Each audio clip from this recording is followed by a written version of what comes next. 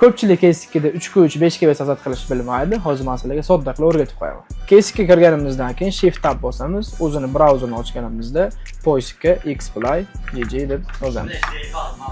Xplay GG ga kirganimizda Cheers Steam accountga kiramiz.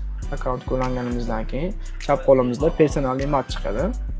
Personal image ustida Sazdat Lobby.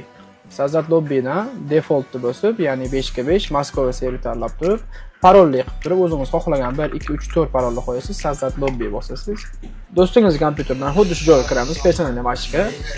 Bu yoqda lobby parolga o'tamiz, ya'ni parollangan hammasi farloni, ya'ni mana 1 2 3 4 parol yozib turib qo'shilib oladi. O'yin boshlanishdan oldin o'zingizga yoqqan skilllar bo'lsa, skin chenderga kiramiz. Kirib turib o'zingizga yoqqan skillni tanlab o'ynashingiz mumkin. Bu yoqda istalgan hamma оружиеga noj, perchatka, AWP hammasi tekin. Endi bemalol oshna oila bilan 5 ga o'ynashingiz mumkin. Sahifamizga obuna bo'lishni unutmang.